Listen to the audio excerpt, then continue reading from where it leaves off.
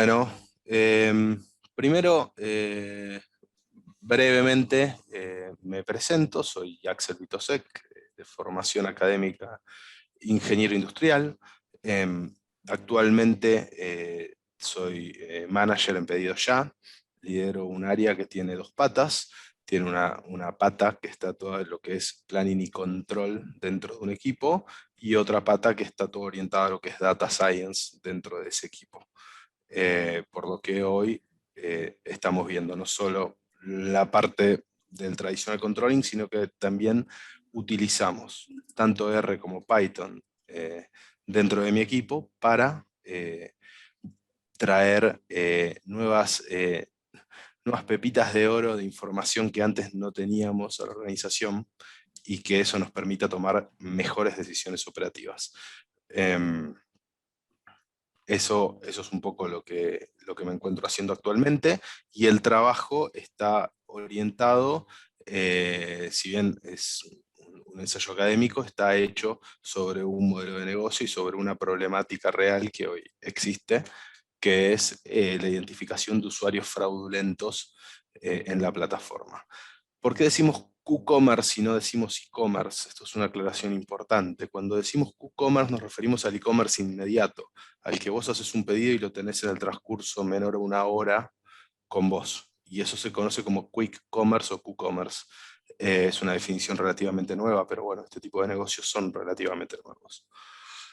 Así que, si, eh, si quieren, avanzamos. Adelante, adelante. Hay alguien más que está entrando, que me pidió Perfecto. el código de acceso, que no lo tenía. Perfecto. Bueno, ¿se está viendo bien la pantalla? Perdón, Está viendo maravilloso. Bien es poco. genial. Bueno, como decía, el caso de estudio es tratar de entender quiénes son las personas que buscan cometer fraude, y detectarlas e identificarlas a fin de no generar un perjuicio económico, ¿no? Dentro de la compañía. Eso es, la idea de acá es tratar de ver si podemos desarrollar un algoritmo que nos lo permita hacer. Pero bueno, acá es donde tenemos que poner finitos y decir, ¿qué es fraude? Si vamos a una definición, el fraude es un engaño económico con la intención de conseguir un beneficio y con el cual alguien queda perjudicado. Bajado a términos de negocio, sería decir, es el usuario que quizás hizo un reclamo diciendo que su pedido no llegó, pero llegó, que su pedido llegó incompleto, pero llegó completo, a fin de buscar o un nuevo pedido o un resarcimiento económico. En cualquier tipo de casos, ambas actitudes que faltan a la ética generan un perjuicio económico en un tercero o en la compañía misma. Puede generar tanto en el local que prepara la comida como en la persona en la compañía que emite un resarcimiento hacia eso, confiando siempre en la buena fe de las personas. Pero como entendemos, el fraude existe y existe en todos los niveles, no solo a nivel económico. Podemos hablar hasta de fraude electoral, se habla en líneas generales. Con esto quiero decir que corre una transversalidad de aspectos bastante fuertes. Así que bueno, perdón, ¿puedo hacer un pequeño review para la persona que entró? Por supuesto, Que por lo Florencia. menos, solo para que sepa. Ahora Hola, ¿qué tal? ¿Cómo andan? muy bien, Hola, ahora te hace un Florencia. review de lo que venimos contando. Dale. En dos líneas es tratar de identificar usuarios fraudulentos dentro de una plataforma de delivery. Yo en mi caso trabajo en Pedido Ya. Y la idea de este algoritmo es detectar usuarios que quieren cometer fraude. Eh, Así que bueno, definimos un fraude, el modelo de negocio, y ahora, ¿cómo detectamos fraude? Acá esto fue un tema complejo. La primera aproximación, o cuando empecé a analizar el problema, mi teoría o mi sesgo mental me decía, tengo que ir a parámetros demográficos, tengo que entender a la persona. Quiero creer que una persona entre determinados rangos de edad, de determinado sexo, de determinada ubicación, de determinados aspectos y aunque no lo crean, a veces también el nombre, en muchos casos se ha mostrado como un predictor en casuísticas similares. Si una persona se llama así, tiene más chance de ser fraudulento, que se llama ASA, es tremendamente discriminador, pero bueno, estamos hablando de lógicas de algoritmos. El punto es, cuando entré a ver qué había de estos datos, teníamos muchos datos que no existían y muchos datos que eran poco confiables. Pero si uno se lo pone a analizar, es lógico que esto ocurra. Cuando uno se baja una aplicación de lo que sea, quiere usar la aplicación, no quiere cargar su nombre, su apellido, su edad, su sexo, fecha de nacimiento. A veces yo me estoy poniendo grande y cada vez tengo que scrollear más para buscar mi año de nacimiento, y a veces digo, bueno, con que supere los 18 años ya sé que entré en la barrera legal de pedir, no sé, una bebida alcohólica, entonces no voy a tener problema. Total, más o menos. Entonces digo, si yo lo hago para mi comodidad, ¿por qué eso no ocurriría con otros usuarios? Siendo así, dije, pucha, un blocker muy fuerte a la hora de analizar el proyecto. ¿Qué parámetros tomamos? Bueno, acá parafraseando, ¿no? Al antiguo médico tan conocido de la tele, Doctor House, que decía todos mienten, hay que buscar un lugar donde no mientan. O sea, la gente los pacientes no mentían en los síntomas y los usuarios no pueden mentir en los parámetros operativos. Los parámetros operativos tienen una gran ventaja. Primero, son muy exactos. O sea, si una persona hizo un pedido o tiene determinada antigüedad en la aplicación o rechazó N cantidad de pedidos y un montón de actividades que se dan en la interacción del usuario, que créanme que son un montón, aunque uno no lo sepa o no los tiene registrado en la cabeza. Eso tiene la ventaja de que son muy exactos y que por otro lado hay muchísima gente mirándolos. ¿Por qué? Porque son aspectos de negocio claves en la operación. Entonces hace que estén mucho más depurados. Así que esto simplifica. Tener un dataset en el que uno sabe que los datos son relativamente confiables, ayuda un montón. Así que esa fue la solución a la hora de entender el dataset. En este caso particular se analizó los datos de un solo país, creas o no, los perfiles de fraude varían en función de los países. No es lo mismo un usuario, el fraude que comete una persona en Argentina que uno en Chile que una en Uruguay. Si tenemos que analizar. Es tremendamente curioso, pero ahí es cuando también hace sentido separar en parámetros demográficos a la hora de identificar un cliente fraudulento.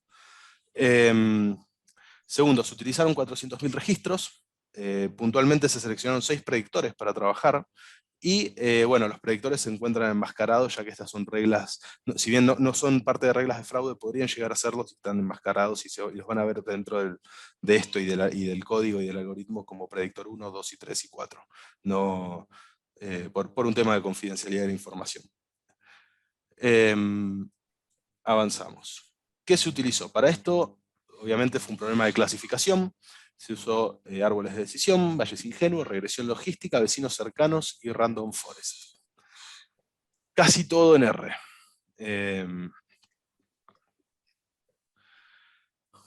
Cuando nos empezamos a encontrar con los datos, vemos que tenemos outliers. Cuando empezamos a mirar el dataset de lo que tenemos, vemos que en la parte superior se encuentra el dataset original y hubo que hacer una depuración de outliers en determinados predictores para que se homogenicen los datos de estos puntos. Una vez hecho el curado de la base de datos, se corrió PAMK 10 veces y se tomó una clusterización de 4. PAMK recomendó que era, de las 10 veces, 8 recomendó que 4 era la mejor opción para entender el dataset. ¿Por qué hicimos esto? Y porque estaría bueno ver si había algún tipo de estructura en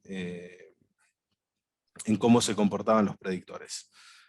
De eso podemos ver que corriendo camins en 4 clusters. Una pregunta. Sí. ¿Normalizaste los datos antes de correr PAMK? Sí, se corría al principio sin normalizar y después los normalicé para matar todo tipo de variables de distancia, ¿no? Bien. Y que no tengan más peso los que tenían números más grandes, porque yo tuve que hacer, incluso, mi idea no era abrir el código porque realmente tengo 450 líneas de código y son casi 500.000 registros, entonces eso lo hace muy lento de correr, pero está a disposición del que lo quiera ver y ahí se ve la normalización. Y además, o sea, se corrieron primero sin normalizar, después se normalizaron para mostrar los dos pasos, eh, tanto con K-means y bueno, con un grupo menor en K-medoids. Pero sí, sí existió la normalización y después en otros algoritmos que se corrieron se normalizaron también porque muchos trabajan sobre distancia. Pero sí, la respuesta corta es sí. Así que, bueno, clausterizando, vimos, cruzando los distintos predictores, encontramos estas formas. Hay algún tipo de patrón, como podemos ver, acá en el medio, acá, por acá. Hay patrones que ocurren dentro de estos 4 clústeres que se dijeron. Estos son los cortes más representativos. Me llama la atención el agujero, el corte que parece haber hecho así en el celeste. Acá, ¿no? ¿Sí? Sí. Sí, sí, sí, ¿Tienen una interpretación para eso que puedan comentar sin mencionar qué son los predictores? A ver, yo no la encontré. Ajá. Yo no encontré por qué tengo este gap, realmente. No sé por qué tengo este vacío en los datos. Quiero creer que es con la query original que lo corrí. Quiero creer que fue algún filtro de la query. Porque todo esto tuve que hacer una extracción. Me parece que quizás me olvidé de algo.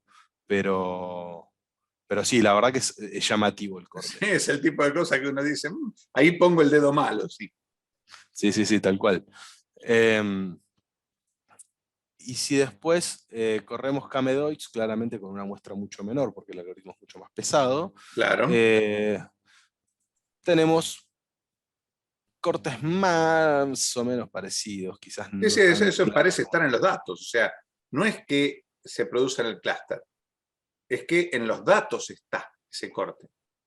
O sea, Sí, es algo para lo cual el predictor 4, sea lo que sea, no tiene valores en ese gap. sí, a ver, un minuto, a ver. Puede ser una cuestión así comercial, porque podría ser que eso fuera justo 1.000 pesos y nada cuesta 1.000 pesos. Las cosas comercialmente se ponen o por abajo o bien por arriba. ¿Sí? En realidad, puntualmente es una característica del usuario que tiene sentido, tiene totalmente sentido con el dataset, porque ahora estoy abrí en la otra pantalla el glosario y tiene un sentido muy claro. Acá lo que vemos es la cantidad de órdenes en el histórico y la cantidad y la antigüedad. Claramente, cuando yo me voy en antigüedad no tengo órdenes, tengo menor cantidad de órdenes en el histórico. Si mi antigüedad es menor, mis órdenes varían. Creo que está relacionado a eso. Es la primera explicación que hoy le encuentro, que es lógico porque, o sea, no podría haber generado más. Comprendido. Esto es a nivel K-medoids. Nada, esto es análisis exploratorio, para ver si entendíamos un poquito los datos, si nos decía algo. Acá, bueno, acá terminamos de hacer los cortes de los clústeres y pasamos a hacer la matriz de correlación. Acá me pareció importante porque me he encontrado en mi día a día que hay un concepto muy transversal a las personas, y este aprendizaje la verdad es que lo llevo siempre conmigo, donde se cree que porque hay una correlación necesariamente hay una causalidad. Y eso no es así, o sea, la famosa frase es correlación no implica causalidad, porque puede ser algo puntual del dataset, puntual de algún aspecto que no vimos, o sea, y solo me pareció fácil, divertido ilustrarlo, que ver algunas correlaciones que quizás no tienen causalidad. Por ejemplo, estas son la línea negra son las películas en las que actuó Nicolas Cage y la línea roja es la cantidad de muertes en piletas que hubo. Como pueden ver, tenemos una correlación bastante cercana, ¿no? Mientras más películas hizo Nicolas Cage, más gente se murió en piletas. Otro ejemplo, este es el gasto que tuvo Estados Unidos en ciencia y tecnología y estos son los suicidios por ahorcamiento que hubo. Y correlacionan casi directamente. O algo más feliz, la tasa de divorcios, o no tan feliz, pero bueno, un poco más feliz que el suicidio, la tasa de divorcios en el estado de Maine y el consumo per cápita de margarina. también están altamente correlacionados. Son tres pavadas, pero simplemente para que me pareció divertido agregarlo para sumar este concepto que es súper difícil de entender en la diaria. Bueno, haciendo las matrices de correlación, vemos fuertes correlaciones entre el predictor 1 y el predictor 2, y el predictor 3 y el predictor 2. Esto a simple vista después lo vamos a desarrollar un poquito más, pero es como nos dan nuestras matrices. Si seguimos avanzando un poco, el primer algoritmo que usamos para trabajar esto fue árbol de decisión. Cuando tocamos árboles de decisiones, hicimos un árbol 1, usando todos los predictores, y después, ajustando hiperparámetros, hicimos un árbol 2, donde eliminamos el predictor 4, que era el predictor de menor poder, cuando analizamos en el código cuál era el que los que menor poder predictivo tenían. El poder predictivo del predictor 4 era casi despreciable y se eliminó del análisis. Y después, bueno, se dejó el factor de complejidad en 0.01. Y esto mejoró la performance, igual ahora la vamos a ver. ¿Qué ocurrió entonces con el árbol 1? Nos quedamos con esta matriz de confusión, y con el árbol 2, como vemos, nos quedamos con, subió la accuracy del modelo un 2% más, trabajando sobre árboles. Entonces, a ver, esto es interesante porque vemos cómo se desplazaron un poco los casos del dataset y cómo se redujeron, ¿no? Nosotros, a ver, la parte quizás más interesante a identificar es esta parte del modelo, porque estos son usuarios, usuarios fraudulentos que el modelo detecta como usuarios no fraudulentos. Y estos son los que generan un perjuicio económico. Y estos son los que tenemos que tratar de atacar. Pregunta, ¿qué pasa si tenés muchos en la zona de los 13.165? ¿Ese error te genera algún daño? Esa es una gran pregunta, y es una pregunta que va a variar dependiendo del mercado que se analice. Y dependiendo, ¿qué pasa? Cuando yo asumo que, por ejemplo, Ignacio Urteaga es una persona, un cliente fraudulento, cuando él no lo es y realmente tuvo un problema, yo a él no le estoy dando una compensación económica por su pedido, no lo estoy tratando como debería tratarse una buena atención al cliente, sino que lo estoy castigando porque mi algoritmo lo identificó errado. Ahora, habría que medir, y esa es una gran pregunta y la he dejado un poco para el final, ¿cuál es el impacto de esa persona en el negocio? ¿Qué es más grave? ¿Qué prefiero yo? Porque yo claramente no quiero pagar de un fraudulento, pero ¿dónde tengo que mover mi umbral? ¿Dónde está mi aceptación? Porque quizás Ignacio, si tiene 3 o 4 ofertas similares en la competencia, va a elegir la competencia. Si Ignacio está en un pueblito alejado y solo tiene mi aplicación, mañana va a volver a comprar si quiere comprar. Eso es lo que pasa. Entonces hay que entender el negocio y hay que tomar decisiones para cada casuística. Pero el impacto no está medido, y por lo menos no en este modelo o en este análisis. Quizás haya personas que lo estén haciendo, seguramente, pero en este análisis no, pero sí quedaba como un corolario final, ¿no? Y eso ya tiene que ver dónde uno plantea su estrategia. Bien.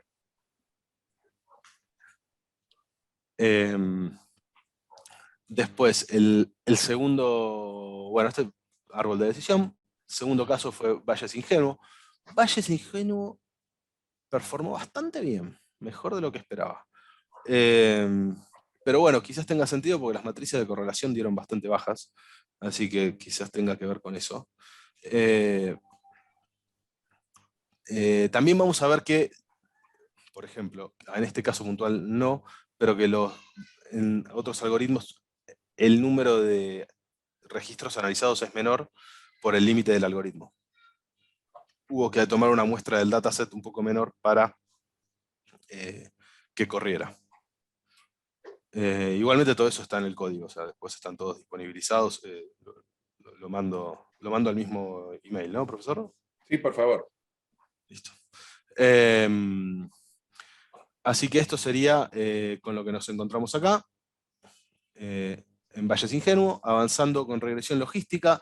Me sorprendió regresión logística lo bien que funcionó. Creo que no esperaba que quizás fuese Ahora vamos a ver los resultados finales, pero fue uno de los que mejor anduvo. Aunque me dejó pasar a todas estas personas. Así que por eso hay que analizar que si bien el accuracy dio muy bien, clasificó muy bien Todo depende de estos. cuánto te duele uno que otro. Te cambia con ese Exactamente, algoritmo que te anduvo mejor, mal. exactamente. Y ese es un poco el punto para el análisis final.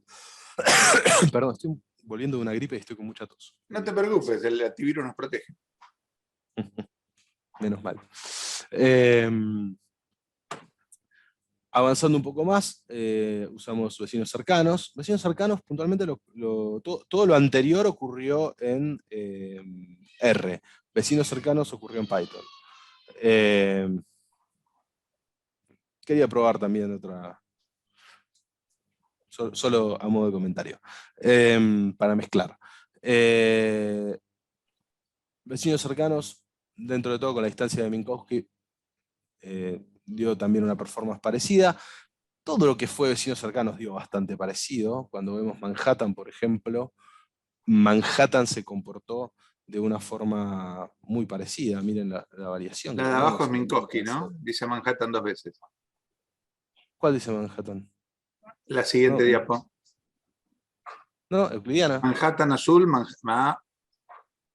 No, tengo Minkowski, Manhattan y Euclidean. no, fíjate, dice Manhattan, Euclidean, Manhattan, el gráfico, el que tiene de A hasta B. Perdón, sí, sí, sí. Sí. Pero bueno, era como solo para mostrar cuál era la distancia de Manhattan y cuál la euclidiana, ¿no? Sí. Que se podía llegar a tomar. Em, pero sí tiene los dos de Manhattan, es verdad. Em, Después tenemos Son lo las que ganas de es viajar, no te preocupes. No tenés ganas de ir a Minkowski, no sé dónde sea, pero. donde sea, no, ni idea. Suena un Son un lugar lugar donde hostil. caen bombas. Bélico, un Sí, lugar claro. bélico suena.